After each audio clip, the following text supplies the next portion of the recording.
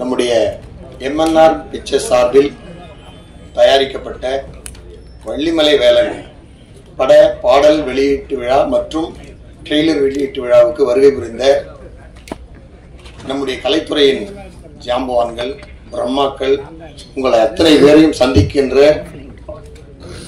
ஒரு வாய்ப்பை இந்த நேரத்தில் இந்த திரைப்படம் எனக்கு அமைத்து கொடுத்திருக்கிறது. எத்தனையோ ஜாம்பவான்கள் சாதித்த இந்த கலைத்துறையில் நானும் இன்று இருக்கிறேன் என்பதில் முதலில் என் தாய் தந்தைக்கு நன்றி தெரிவித்து, உங்கள் அனைவரின் பொற்பாதங்களை வணங்கி இந்த கலைத்துறையின் மேல் கொண்ட பற்றால் நான் வந்துள்ளேன். என்னை வளர நீங்கள் அத்தனை பேரும் வாழ்த்துக்களை இந்த நேரத்திலே தெரிவிக்க வேண்டும் என்று உங்கள் பொற்பாதங்களை வணங்கி கேட்டுக்கொள்கிறேன். நன்றி, வணக்கம். வெள்ளிமலை வேலன் படம் வெற்றி பெறணும். இது எடுக்கப்பட்டது இங்கன்னு சொல்லி கேள்விப்பட்டேன். நம்ம ஊர் வள்ளிமலை, வேலூர் பக்கத்தில் இருக்கிற வெள்ளிமலையில, அது எங்க ஊர் திருவண்ணாமலைக்கு பக்கத்தில் இருக்கிற ஊரு. இது இப்ப ஏதோ சில முருகன் சீசன் நினைக்கிறேன். இப்போ அத ஒரு பக்கம் அரசியல்வாதிகளும் பாத்தீங்கன்னா முருகன் மாநாடு போட்டுட்டு இருக்காங்க, மாறி மாறி போடுறாங்க இல்லையா. டெல்லியில இருக்கிறவங்களா கூட விடுறதில்ல முருகன். அகில உலக ஃபேமஸ் முருகன். இந்த சீசன்ல முருகன் பேர் வச்சதால அவர் வெற்றி பெறுவார்ன்ற எனக்கு தோணுது. முருகன் தான் இப்ப சூப்பர் ஸ்டார் இந்த சூழ்நிலை. ஆன்மீகத்திலையும் சரி, அரசியலையும் சரி, சினிமாவுக்கு வந்துட்டார் அவர். அந்த வகையில இந்த படம் வெற்றி பெறும். அது போடும்போது, நீங்க விளம்பரம் போடும்போது கூட அப்படி ஓரமா ஒரு வேல் போட்டிருக்கீங்க. அது கொஞ்சம் முருகர் கூட கொஞ்சம் ஒண்ணு போட்டுருங்க ஓரமா. அதாவது ஆன்மீக படம் மாதிரி இருக்கக்கூடாது, ஆனா முருகர் ஏதோ உங்க எம்பல் மாதிரி இருக்கட்டும். அதுக்கு சீசன் இருக்கு. அதனால இந்த படத்தில் இருக்கிற கதாநாயகி, தயாரிப்பாளரி கதாநாயகி எப்பயுமே கதாநாயகன்னா எல்லாம் எம்ஜிஆர், சரோஜா தேவி மாதிரியே இருக்கணும்னு அவசியம் இல்லை. அந்த படத்துக்கு பொருத்தமா இருக்கணும். அந்த படம் எடுக்கிறது கிராம படம்னா கிராமத்துக்கு பொருத்தமா இருக்கணும். சிட்டி படம்னா சிட்டிக்கு பொருத்தமா இருக்கணும். உலக சுற்று வாழ்வன் மாதிரி இருந்தா எம்ஜிஆர் மாதிரி தான் இருக்கணும். இல்லைன்னா உலக சுற்றி பார்க்கறதுல வேஸ்ட் இல்லையா. அந்த மாதிரி வீரபாண்டி கட்டபொம்மன்னா சிவாஜி மாதிரி ஒருத்தருந்தாதான். அந்த மாதிரி இந்த படத்துக்கு ஏற்ற கதாநாயகி புதுசு மாதிரியே தெரியல. நல்ல கூச்சம் இல்லாம நடிச்சிருக்காங்க, எல்லாம் பண்ணிருக்காங்க. மற்றவங்களும் எல்லாருக்கும் இந்த டெக்னீஷியன்ஸ் எப்பயுமே என்ன பண்ணுவாங்கன்னாக்கா அந்த நடிகர்களை மட்டும் பாராட்டிட்டு டெக்னீஷியன் விட்டுருவோம். ஏன்னா அவங்க பின்னாடி இருக்கிறாங்க, அவங்க தான் இயக்குறவங்க, மரத்துக்கு வேறு மாதிரி அவங்க. அந்த கேமராமேன், எடிட்டர், மொத்தம் அதில் இருக்கிற அனைத்து டெக்னீஷியனுக்கு என்னுடைய வாழ்த்துக்கள். இந்த படத்தை நீங்க வெளியிடும் பொழுது இப்போ கூட்டம் அதிகமா இருக்கு, ஹவுஸ்ஃபுல்லா இருக்கு. இது தேடல் கொண்டு வருது எப்படின்னு தான் பார்க்கணும். நம்ம ஆள் பாதி ஆடு பாதின்னு சொல்லுவாங்க. ஒருத்தர் படம் பாதி தான், படம் எடுக்கிறது பாதி தான், ஆனா அதை ப்ரொமோட் பண்றது பாதி. சில ஆள் ஆள் பாத்தீங்கன்னா ரொம்ப வீக்கா இருப்பான். அவன் ட்ரெஸ், அவன் ஹேர் ஸ்டைல பார்த்தா எத்தனை பொண்ணு திரும்பி பார்க்க. அவனை ஆள் சாதாரண ஆளா இருப்பான். சில பேர் அழகா இருப்பான், ட்ரெஸ் பண்ண தெரியாது, நடக்க தெரியாது, பேச தெரியாது. அந்த மாதிரி ஆள் பாதி ஆடு பாதின்றது எந்த காலத்திலுமே உண்டு. அந்த வகையில படம் எடுத்தா பாதி தான். இந்த படத்தை ப்ரொமோட் பண்றது தான் நம்முடைய வெற்றி இருக்கு. உதாரணத்துக்கு பள்ளிக்கூடத்துல 6வது படிக்கிற பசங்களுக்கு ஒரு போட்டி வைப்பாங்க, 8 வரைக்கும் படிக்கிறவனுக்கு ஒரு போட்டி வைப்பாங்க, SLC வரைக்கும் படிக்கிறவனுக்கு போட்டி வைப்பாங்க. அப்ப ஈஸியா அந்த பசங்க ஜெயிச்சு வெளியில வர்றதுக்கு நல்லா இருக்கும். 6ல இருந்து SLC வரைக்கும் எல்லாருக்கும் ஒரே மாதிரி ஓட்டு பண்ணி வச்சா அவன் வீக்கா இருந்தா கூட SLC படிக்கிறவன் தான் ஜெயிப்பான். 6வது படிக்கிறவன் என்னதான் பண்ணாலும் அந்த பெரிய பசங்க கூட போட்டி போட முடியாது. ஒரு காலகட்டத்தில் நீங்க எல்லாம் சில்வர் ஜூபிலி படம் கொடுத்தவர் உதயகுமார்லாம், அவர் படம் தெரியும் உங்களுக்கு, நல்லா தெரியும் உங்களுக்கு. சரி, இவர் பேரரசு, விஜய் எல்லாருக்கும் நல்ல நல்ல படம் கொடுத்தாங்க. இவங்க படங்கள்லாம் மிகப்பெரிய வெற்றி பெற்றது. ஆனா அதே அவங்க எல்லாம் இப்ப படம் எடுத்து ரிலீஸ் பண்ண விட ஜெயிக்கிறது கஷ்டம். என்ன காரணம்னா, அப்ப நாங்க படம் எடுக்கும் போது என்ன இருந்ததுனாக்கா, பெரிய படங்கள் கூட 250 படத்துக்கு மேல ரிலீஸ் பண்ண முடியாது. 4000 தியேட்டர் இருக்குதுன்னா 250 படம் தான் பெரிய படம் ரிலீஸ் பண்ணோம். நான் ப்ரொடியூசர் கவுன்சில் இருந்த பொறுப்பில் இது அண்ணெல்லாம் இருக்காங்க கேட்டுப்பாரு. நாங்க ரூல்ஸ் கொண்டு வந்து வச்சிருந்தோம். எல்லாரையும் ஒரே நேரத்தில் ரிலீஸ், 200க்கு மேல ரிலீஸ் பண்ணாத. அப்புறம் மீடியமா படங்கள் 100 தியேட்டர், சின்ன சின்ன படங்கள்லாம் 50 தியேட்டர்னு விட்டா என்ன ஆகுதுன்னா எல்லாருக்கும் தியேட்டர் கிடைக்கும். நீங்க என்ன பண்ணிட்டாங்கன்னா கேட்டை திறந்து விட்ட மாதிரி விட்டுட்டு ஒரு படம் பெரிய படம் ரிலீஸ் ஆனா 2000 தேட்டர் மொத்த தேட்டர் நீயே போட்டா அப்புறம் மீதி பேருக்கு எப்படி தேட்டர் கிடைக்கும்?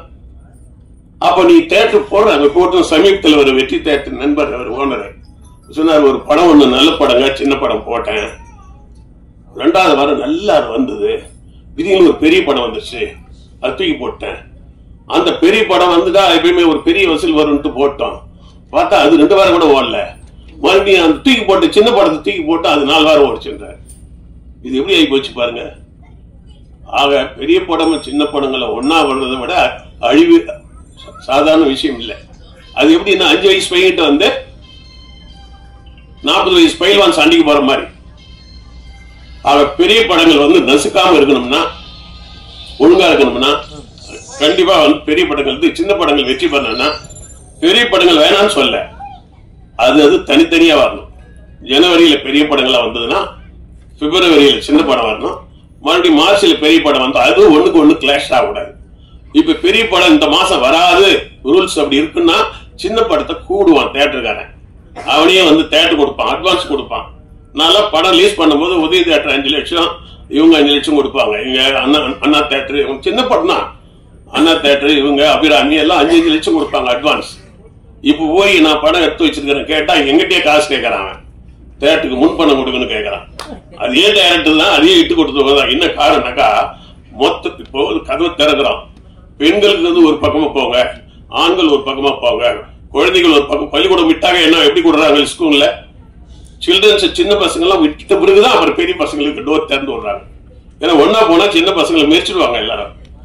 அப்படிலாம் இல்லாம மொத்தமா அப்படியே மாடுகட்டா ஆடுகட்டா திறந்து விடுற மாதிரி விட்டா படங்கள் பூரா அழிஞ்சு போயிடும். இப்ப நீ எடுக்கிறது கஷ்டம் இல்லை, இதை ரிலீஸ் பண்ணும்போது நல்ல தேட்டர்களை பார்த்து ரிலீஸ் பண்ணணும். 2வது இந்த டெக்னீஷியன்ஸுங்களை எல்லாரையும் நான் கேட்டுக்கிறேன், படம் எடுக்கிறது ப்ரொடியூசர் வேலை மட்டும் இல்ல, அந்த படம் நல்லா ஒண்ணா எல்லாருக்கும் வாய்ப்பு வரும். நடிகைகள் டெக்னீஷியன்ஸ் எல்லாரும் நீங்க இந்த படத்தை ஓட வைக்கிற வரைக்கும் நீங்க வேலை செய்யணும். படம் முடிஞ்சது கையை கழுவிட்டு வேலை பார்த்துன்னு போயிடக்கூடாது. ப்ரொடியூசர் அப்புறம் மாட்டிக்குவார். ப்ரொடியூசருக்கு பணம் வந்துச்சுன்னாதான் திரும்ப அடுத்து படம் எடுப்பாரு, உங்களை எல்லாரையும் மறுபடியும் திருப்பி அந்த டீம் ஜெயிக்க முடியும்.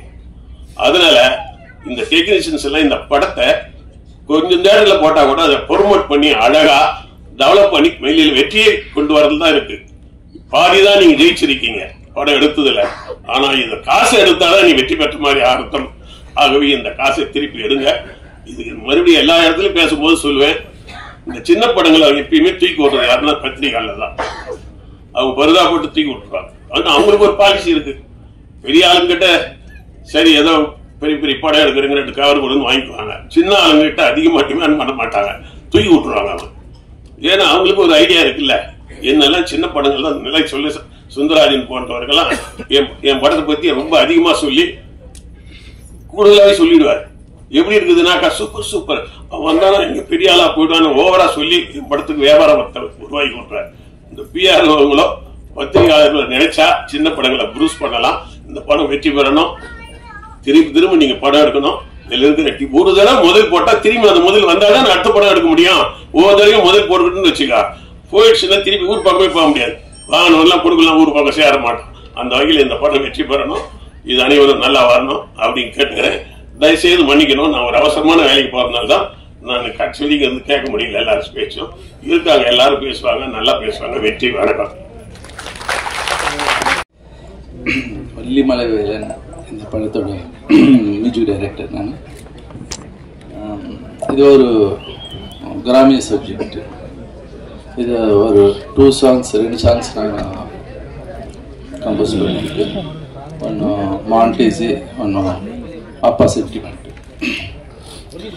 ஸோ இந்த சாங் வந்து கதை, அந்த கதைக்கு இன்வால்மெண்ட்டோட இருக்கும். இந்த சாங் பண்ணும்போது ரொம்ப கஷ்டப்படணும். இப்போ இருக்கிற சிந்து, இந்த வெஸ்டர்ன் மியூசிக்கு இதெல்லாம் இருக்கும்போது இந்த கிராமிய இந்த ஃபோக் டைப்ல பண்ணும்போது அந்த அரேஞ்ச்மெண்ட்ஸ் இன்ஸ்ட்ருமெண்ட்ஸ் எல்லாமே கொஞ்சம் அரேஞ்ச்மெண்ட்ஸ் ரொம்ப கஷ்டப்பட்டேன். அதுக்கு நான் இளையராஜா சாரோட ஒரு சில சாங்ஸ் எல்லாம் கேட்டுட்டு பண்ண சாங்ஸ் தான் இது.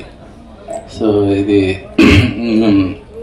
ப்ரொடியூசர் சார் நாரத்தன் சாருக்கு ரொம்ப நன்றி சொல்லணும். மோகன் சார் டைரக்டர் சார், மோகன் சாருக்கு. அப்புறமா சுரேந்தர் சார் ஒரு சாங் பாடியிருக்காரு, அப்பா சென்டிமெண்ட்டு. சார் ரொம்ப நன்றி சார் உங்கள் கூட ஒர்க் பண்ணுறதுக்கு sir. Thank you to all sir. பெரியவங்களுக்கு எல்லாருக்கும் வணக்கம் சார். நன்றி. அனைவருக்கும் மாலை வணக்கம். வள்ளிமலை வேலன் திரைப்பட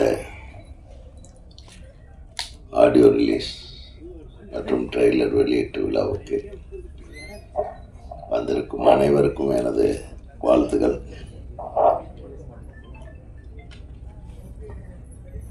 நாகரத்தினம் தயாரிப்பு நடிப்பில்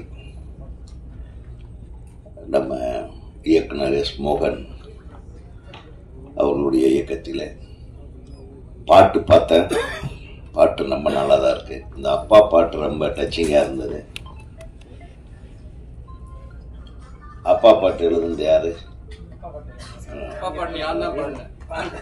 யார் பாடுனது? நம்ம எஸ்.என். சுரேந்தர் அவர்கள் வருகை தந்திருக்கிறார். சரி சரி சார். அப்பா சுரேந்தர் எப்ப பார்த்தது?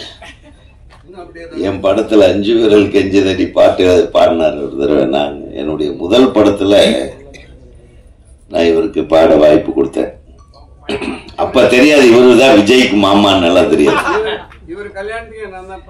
ஆமா, அதுக்கு நன்றி தெரிவிக்கிற விதமா என்னுடைய ரிசப்ஷன்ல இவர் வந்து பாட்டு கச்சேரி பண்ணி கொடுத்தாரு, காசு வாங்காம. அதான் அப்படி நண்பர்கள் நாங்க.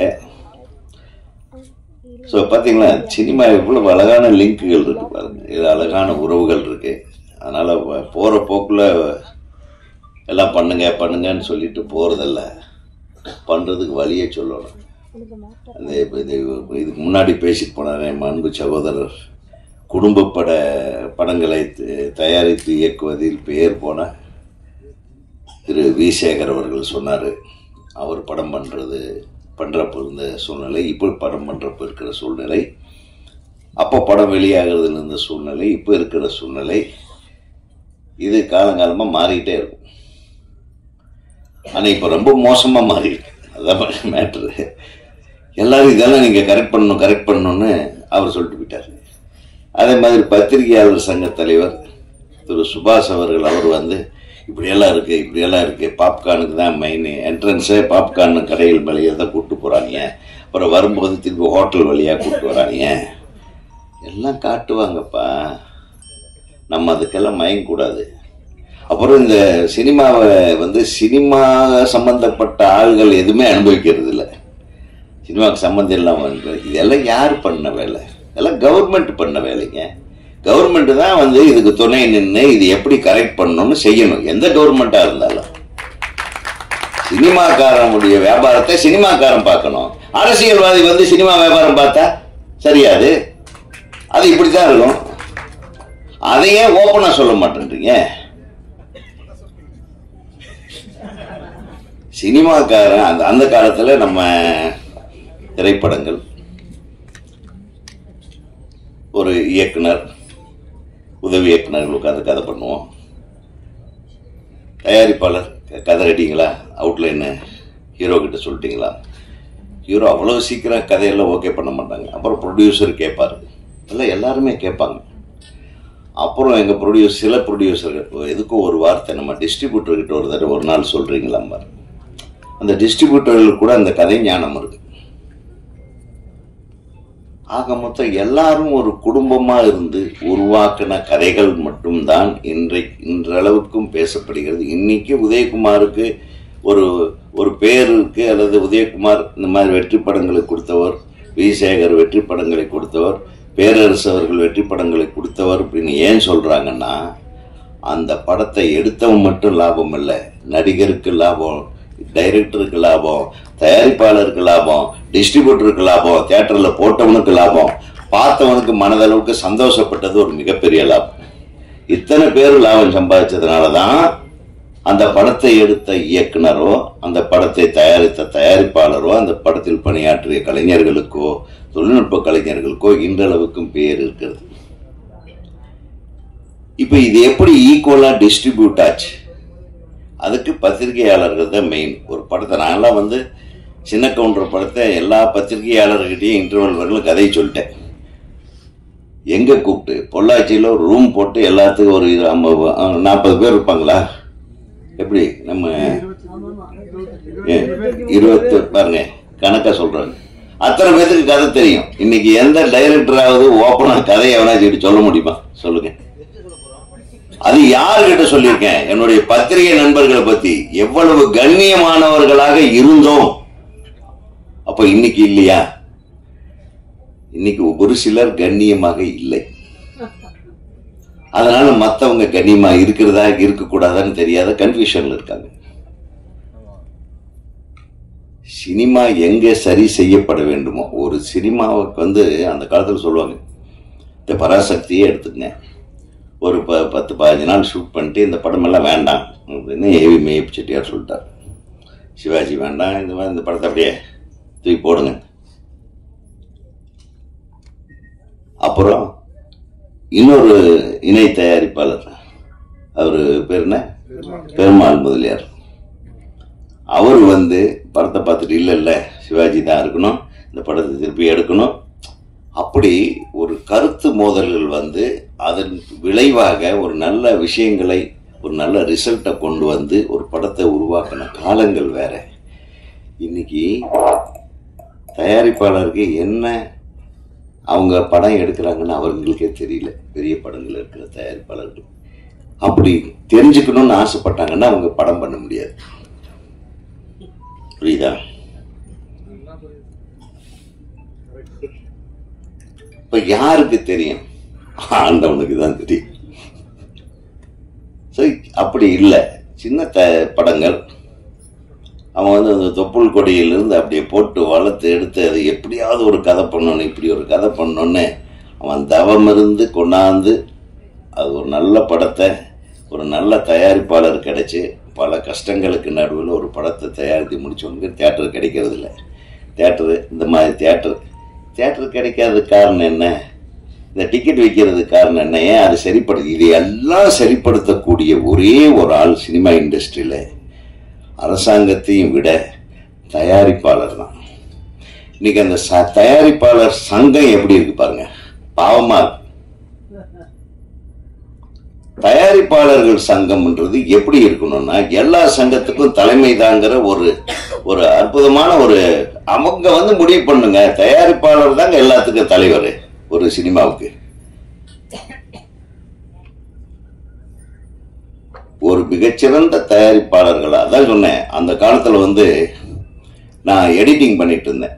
சுஜாதாஸ் எடிட்டிங்னு சொல்லுவாங்க. திரு பாலாஜி அவர்கள் இயக்குனர், தயாரிப்பாளர் பாலாஜி அவர்களுடைய ஆபீஸ் இங்க எக்மோர்ல. அப்ப அசிஸ்டன்ட், நம்ம எடிட்டிங், நம்ம படத்தோட எடிட்டிங்க்கு சுபாஷ் அவர்கள் அசிஸ்டன்ட். அப்போ அவருடைய ரூமை கிராஸ் பண்ணி தான் நான் எடிட்டிங் போவேன். சார், நான் எந்த டைமுக்கு வர்றேன், எந்த டைமுக்கு போறேன்னு என் அசிஸ்டன்ட்ஸுகளுக்கு தெரியுதோ இல்லையோ, என் தயாரிப்பாளருக்கு தெரியுதோ இல்லையோ, நான் கரெக்டா காலையில 7:30 மணி 8 மணிக்கு அங்க இருக்கிறேன்னா, உதயகுமார் 8 மணிக்கு வந்துருவாரு, அவர்கிட்ட இந்த சாவியை கொடுத்துருன்னு சொல்லி கொடுத்துட்டு போவார் பாலாஜி சார். நான் எதுக்கு சொல்ல வரேன்னு கேளுங்க. ஒரு நாள், சார் என்ன சார் இப்படி, நான் 8 மணிக்கு சரியா வருவேன்னு உங்களுக்கு எப்படி சார் தெரியும்? நீ உழைப்பாளி, நீ உன் படத்துக்காக எப்படி உழைக்கிறன்றது எனக்கு தெரியும். நான் உங்க ப்ரொடியூசருக்கே போன் பண்ணி சொன்னேன், அவர் 8 மணிக்கு இங்கதான் இருப்பாரு, நீங்க வாங்க அப்படின்னு சொன்னேன் அப்படின்னு சொல்லுவார். அப்போ அவர்கிட்ட நெருக்கமா உட்காந்து பேசும்போது தான் தெரிஞ்சுக்கிட்டேன். அவர் ஆபீஸ்ல உட்கார்ந்து இருப்பார். அவருடைய படப்பிடிப்பு எங்கேயோ நடந்துட்டு இருக்கும். சிவாஜி, ஜெயலலிதா இவங்கெல்லாம் நடிச்சிட்டு இருப்பாங்க. ஒரு இயக்குனர் வந்து இயக்கிட்டு இருப்பார். அந்த படம் காலையில 11 மணிக்கு என்ன காட்சி எடுக்கிறாங்கன்னு அவர் இந்த ரூம்ல இருந்து சொல்லுவார். எந்த ஷாட் எடுத்துட்டு இருப்பாங்க, 11 மணிக்கு அந்த சீன் ஆரம்பிச்சிருவாங்க, 2 மணிக்கு இந்த சீனு, கரெக்டா 5 மணிக்கு என்னப்பா ஷூட்டிங் முடிஞ்சிருச்சான்னு இங்கிருந்து போன் பண்ணுவார். ஊட்டியில இருந்தாலும் சரி, கொடைக்கானல் இருந்தாலும் சரி. எப்படி நான் கரெக்டா சொல்றீங்க? இல்ல எனக்கு டைரக்டரை பத்தி தெரியும். அவர் கரெக்டா அந்த டைம்ல எடுத்து அந்த டைம்ல எத்தனை ஷாட் எடுக்கிறாருன்றது முதல்ல எழுதி கொடுத்துட்டு போற டைரக்டர்களும் அதை தெரிந்து கொண்டிருக்கிற தயாரிப்பாளர்களும் இந்த இண்டஸ்ட்ரி. இன்னைக்கு எத்தனை தயாரிப்பாளர்கள் சினிமான்னா என்னன்னே தெரியாத தயாரிப்பாளர் நிறைய பேர் இருக்காங்க. இங்க வந்து மாட்டிக்கிட்டு தெரிஞ்சுக்கணும். இவங்களாலதான் எதுக்கு நம்ம கியூபுக்கு எவ்வளவு காசு கட்டுறோம், கியூப்னா என்னன்னே தெரியாத தயாரிப்பாளர்கள் தான் இருக்காங்க. ஸோ நீங்க பேசுறீங்க தம்பி, இது இந்த மேடையில் பேசுறீங்க. நேராக தயாரிப்பாளர் சங்கத்துக்கு போயிட்டு அவங்க எல்லாத்தையும் ஒரு மீட்டிங் போட்டு பாரு. ஈசி மெம்பர் இருக்கிறப்ப ஈசி மீட்டிங் நடக்க போகுது. இன்னும் கொஞ்சம் ஒரு பேப்பர்ல கூட எழுதி கொடுத்துரு என்னென்ன பேசணும்னு.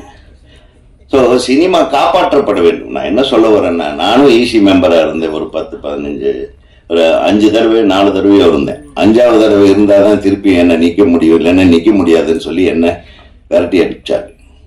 நான் ஒருத்தர் தான் கொஞ்சம் குரல் கொடுத்துட்டு இருந்தேன், அதையும் கெடுத்துட்டேன். நீ கேட்குறிய இந்த கேள்விகள்லாம் நான் கேட்டது. ஒரு புக் மை ஷோவை ஒரு தயாரிப்பாளர் சங்கத்தில் ஒரு சர்வரை வச்சு நம்ம பண்ண முடியாதா? நம்ம கிட்ட காசு இருந்தா இயக்குனர் சங்கம் பண்ணிடும், பண்ண முடியும். ஆனா அதுக்குள்ள ஒரு சின்ன வியாபாரம் இருக்கு. அந்த புக் மை ஷோவில் விற்கிற டிக்கெட்ல வர்ற வருமானம், ஒரு டிக்கெட்டுக்கு 30 ரூபாய்னு வாங்குறாங்கன்னு சொல்றீங்களே, அந்த 30 ரூபாயில யார் யாருக்கு கமிஷன் போகுதுன்னு ஒரு கணக்கு இருக்கு. அதெல்லாம் ஓப்பனா சொல்லக்கூடாது, அசிங்கம். நம்ம மூஞ்சியில நம்மளே சேர் வாங்கி பூசுற மாதிரி ஆயிடும். ஸோ இதெல்லாம் நிறைய விஷயங்கள், தீர்க்கப்படாத விஷயங்களை தீர்த்து வைப்பதை விட்டுவிட்டு தேவையில்லாத விஷயங்களை கிளறிக்கொண்டு நமது தயாரிப்பாளர் சங்கம் வந்து இந்த மாதிரி கொஞ்சம் சரியில்லாம, நீங்க செயல்பாடு சரியாக இருந்திருந்தால் நாங்கெல்லாம் ஜாலியா இருப்போம். டைரக்டருக்கு வேலையை நான் ஒரு படம் பண்ணேன், கிழக்கு வாசன் ஒரு படம். சத்யஜோதி தியாகராஜன் அவர்கள் தயாரிப்பாளர். நம்ப மாட்டீங்க சார், நான் காலையில 7 மணிக்கு என் கதவை தட்டுவார், நான் குளிச்சுட்டு வருவேன். குட் மார்னிங் உதயம்பார். பார்த்தா ஒரு ஷார்ட்ஸும் பனியனும் போட்டு, எங்க சார் கிளம்புன, நாங்கள் இப்போதான் லொக்கேஷன்ல இருந்து வர்றோம் பாரு. 6 மணிக்கா? இல்லை நீங்க எந்த லொக்கேஷன்ல ஷூட் பண்றீங்களோ அது வரையில நாங்க ஜாகிங் போனோம், நானே என் பிரதரும். இன்வால்வ்மெண்ட் அவர் அப்படித்தான் சார். இன்னைக்கு 3 சீனா சார்? சொல்ல முடியாது சார், 4 சீன் எடுத்தாலும் எடுப்பேன் சார். 3 சீனே நல்லா எடுங்க சார் அப்படின்ட்டு போயிடுவாரு. நான் வந்து இந்த 3 சீன் எடுப்பேன், 3 சீன் எடுப்பேன், 4 சீன். எனக்கு அவருக்கு என்ன காட்சிகள் எடுக்கிறோம் அப்படின்றத முதல்லயே படப்பிடிப்புக்கு போறதுக்கு முன்னாடியே முழு கதையும் அவர்கிட்ட சொல்லிடுவேன், முழு காட்சியும் சொல்லுவேன். இந்த காட்சி இப்படிதான், இது கொஞ்சம் இந்த டெவலப் ஆனாலும் ஆகும், இது கொஞ்சம் கம்மியானாலும் ஆகும், ஜாஸ்தியானாலும் ஆகும். எந்த விதமான இடர்பாடும் இல்லை. எவ்வளவு நாள் படப்பிடிப்புன்னு போடுறோமோ அவ்வளவு நாளுக்குள்ள படப்பிடிப்பை முடிச்சுட்டு கையில கொடுத்துட்டு வந்துகிட்டே இருப்பேன். அந்த மாதிரி தயாரிப்பு இணக்கமான தயாரிப்பாளர்களும் புரிந்து கொண்டு ஒரு படத்திற்கு எவ்வளவு நாட்கள் கால்ஷீட் தேவை, எந்த நடிகரை வைத்து எடுத்தால் எவ்வளவு நாட்களுக்குள்ள எடுக்க முடியும், எவ்வளவு இரவு காட்சிகள், எவ்வளவு பகல் காட்சிகள், கரெக்டா கணக்கு போட்டு பண்ற டைரக்டர்களும் இருக்கிற வரையும் சினிமா நல்லா இருந்ததுன்னு சொல்ல வரேன்.